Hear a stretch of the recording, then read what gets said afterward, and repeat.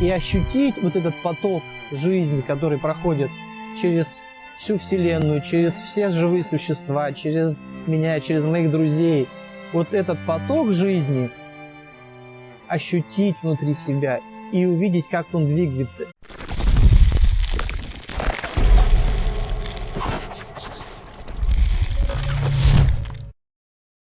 Сегодня мы продолжим разговор, который начали в прошлый раз. В прошлый раз мы остановились на охоте за интересом. Сегодня мы поговорим про рыбалку за ощущениями, да? Как поймать ощущения внутри нашего организма. Значит, смотрите, очень много путаницы происходит, очень много всяких смуты в головах, в сердцах и в теле. Чем, собственно говоря, надо заниматься при внутренней работе. Как в тайцзи, так и в цигун.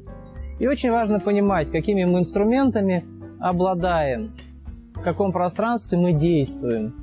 Значит, для простоты восприятия опять поймите, что у нас есть самое простое, что мы можем сделать, это наши ощущения. Назовем его веществом ощущения. Второе – это наше дыхание. Да, вдох-выдох мы можем осознавать и увидеть. И третье – это наши мысли и наше осознание. Да, 3 вещества, в котором мы можем исследования проводить. Это вещество ощущений, которое в китайской традиции соотносится с землей. Вещество осознания – это небесная сила. И вещество дыхания – это сила человека. Вот 3 инструмента, 3 пространства, в которых мы можем исследовать. Значит, смотрите, в прошлый раз мы говорили о том, что если мы длительно пребываем в интересе, в состоянии глубокого проникновенного интереса, то мы можем создавать посредством этого интереса внимание. Вот 2 основных вещи. Да? Делать усилия по созданию внимания и расслабляться при восприятии. Да, как раз опять вот две дуальности. Янская у нас получается. Это внимание. Иньское – это восприятие. Да? Небо у нас получается. Внимание небесное. И земная земля – это восприятие, расслабление. И очень важно использовать и понимать эти вещи, потому что если у вас нет внимания, недостаточно, оно рассеяно, или вы не можете его длительно удерживать, и наоборот, у вас с восприятием проблемы, да, вот нужен обязательно баланс между восприятием и вниманием. Вот. И первое, что мы можем, самое простое, это, конечно, наше тело и ощущения в нем. Это очень понятно, это очень доступно. И как мы с этим работаем, получается, что у нас внутри нашего организма, внутри нашего тела мы можем прислушиваться и видеть, да, как бы яснослышание и ясновидение внутри нашего тела. И ощущения мы в первую очередь слышим внутренним слухом.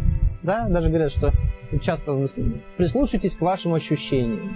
Да? Это в русском языке очень хорошо и понятно. Да?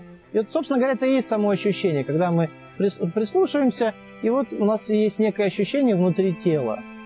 И вторая часть – это когда мы начинаем видеть это ощущение внутри нашего тела, как оно движется. Да? И получается, что вот это само ощущение и его движение внутри тела. Вот с этими 2 вещами мы работаем в веществе ощущений, да, в пространстве ощущений внутри нашего тела. Следующий этап – это дыхание. Да, с дыханием тоже достаточно все просто. У нас есть вдох и есть выдох.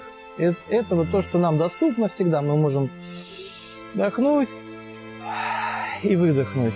Да, более сложная вещь – это осознание. Да, наши мысли, которые у нас проходят внутри нашей головы, мы можем вдруг их осознать и понять, что у нас есть осознание, и тогда осознавать то, что с нами происходит.